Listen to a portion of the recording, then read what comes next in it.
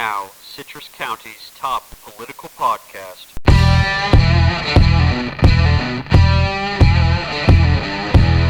At some point you look around, and you're the only one. It's pretty good. And just like that, the perspective shifts.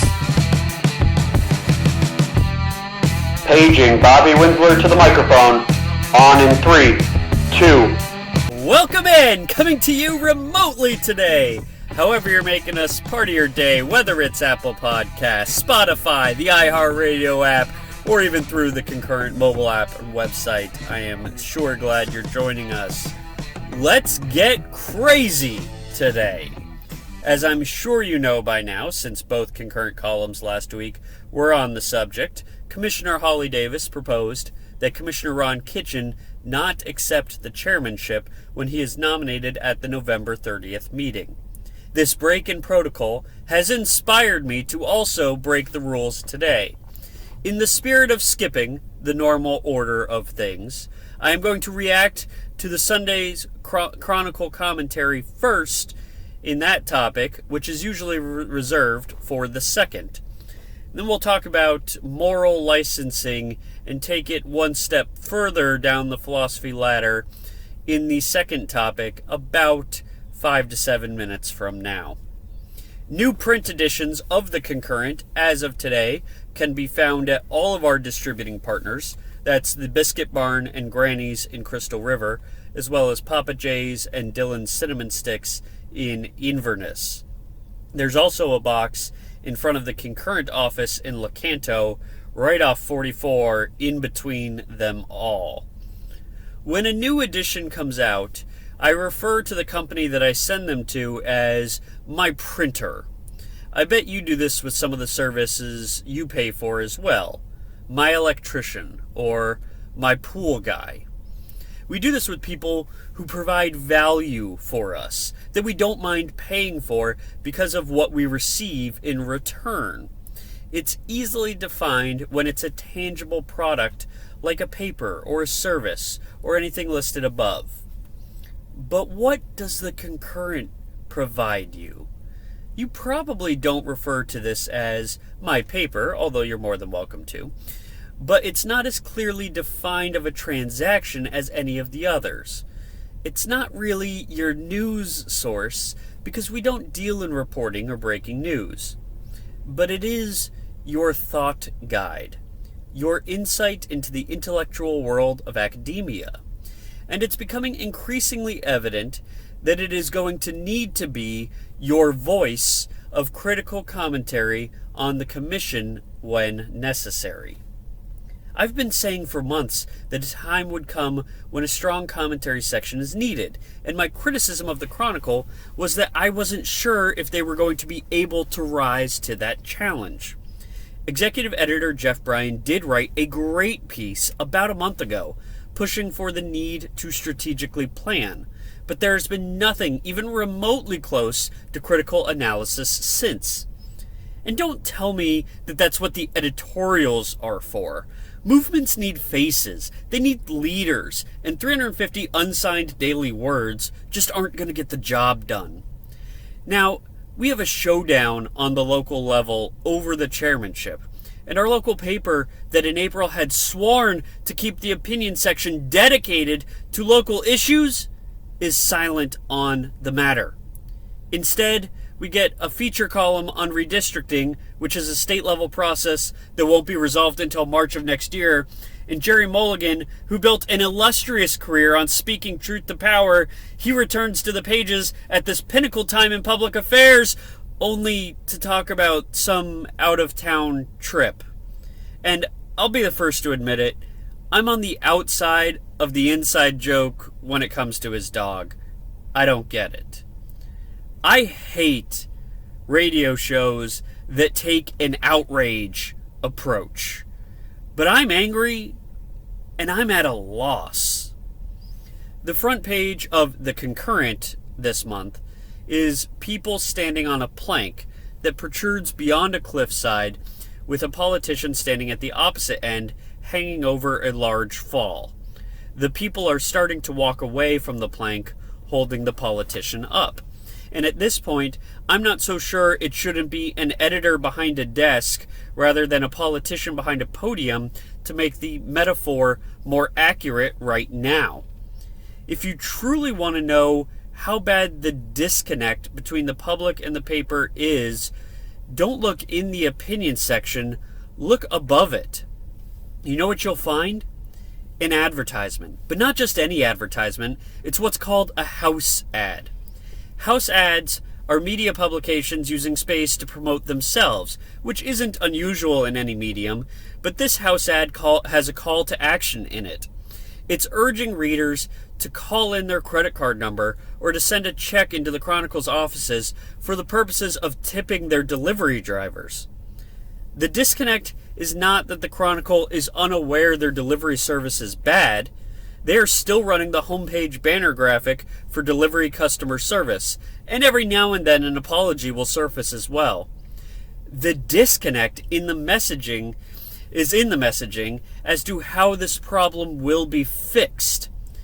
This ad says, "We know our delivery service is bad, but if you were a little bit more generous, maybe you wouldn't be having all of these problems." That's what the subscription fee is for! Figure it out! The rumor mill swirls around members from the Chronicle running for county commission, and now I see why. The business model is the same. You have a base price plus fees. And I don't want to lose sight of what I'm asking for in this topic, so let me repeat it one more time as I close it out. It comes down to consistency. That's what we're asking for. I can't remember the last time we had 2 consecutive weeks of commentary columns from the same people, and that's necessary if those writers are going to establish a voice and credibility with their readers.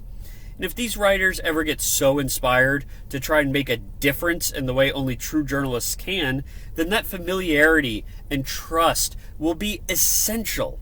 Consistency in voice, consistency in delivery, consistency in recognizing the paper's own important role in the community. Right now, I see none of it. Getting to topic 2, but first, advertise with the Citrus County Concurrent. We offer a variety of ways to reach your next customer, including website graphics, audio reads, even traditional print advertising. Get in early, lock in your rate, even as our audience grows. Special consideration for donation spots given to nonprofits as well. Contact advertising at theconcurrent.com for more information. That's advertising at theconcurrent.com to learn more. In Sunday's column, I talked about the theory of moral licensing, which is the idea that we are more prone to act in a way we might consider immoral if we had previously acted in a way we consider to be virtuous. If you helped an old lady across the street and then found $10 on the ground, you might be more apt to pocket the $10 rather than look for its owner because, hey, you earned it. You helped that lady across the street. That's moral licensing. What I didn't do a good job of explaining in the column is that this is a bad thing. It might be so ingrained in human nature, myself included, that it is inevitable, but we don't want people to practice moral licensing. We'd rather them be principled. This theory was proposed just in 2010, but the concept is nothing new.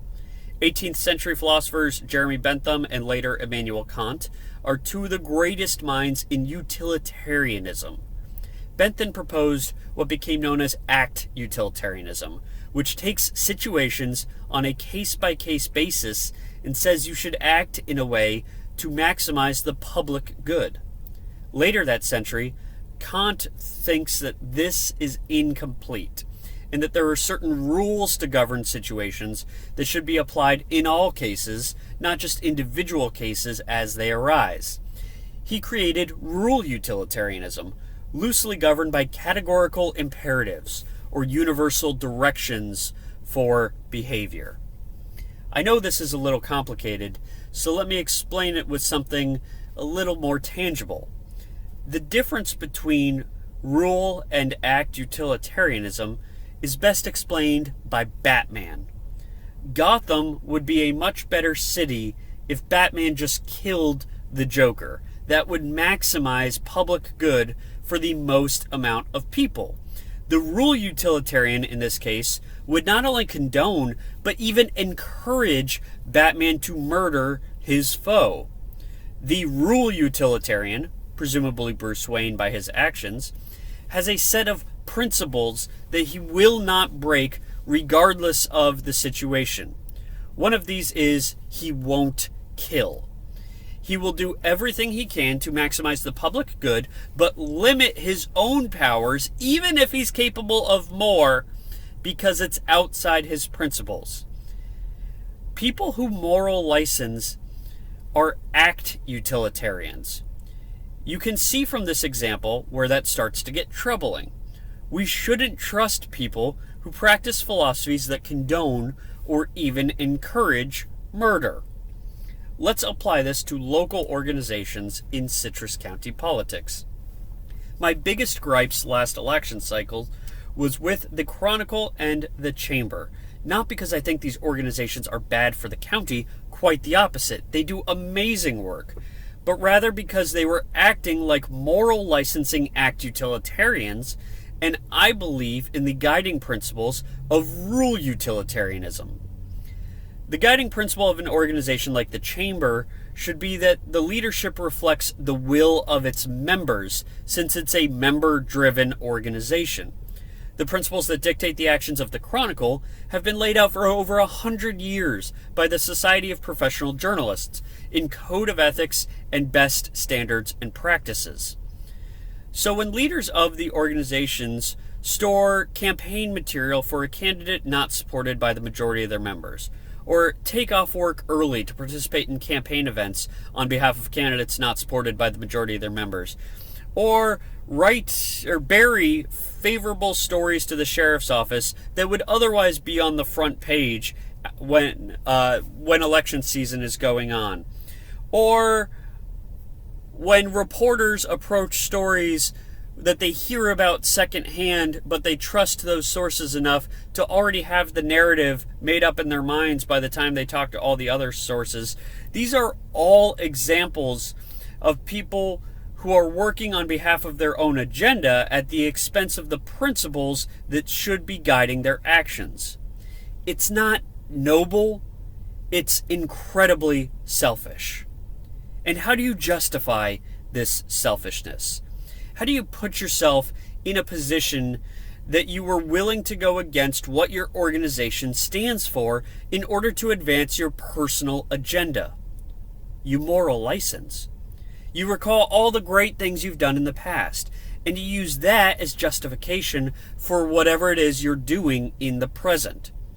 But Bobby, you just don't understand Citrus. That's not how we do things here. Okay. I don't claim to have a moral monopoly. You don't have to see the world the same way I do. But we have to at least make an effort to understand what happens in this community when elections roll around, because another one is knocking on the doorstep soon. This stuff isn't new. We've dealt with it for centuries. But we can keep moving forward. We can strive to be better. And I know we'll get there, because there are people like you who care as deeply about this community as you do about your own set of principles. And you will use your principles to make the community an even better place. That's all from the Bobby Winsler Show. Follow the Concurrent on social media for the latest updates, and we'll be back next Tuesday at noon. If you want to join this conversation, find us on social at the Concurrent Facebook, Twitter, or go to the Concurrent website and post on our discussion boards. Today's episode, sponsored by us.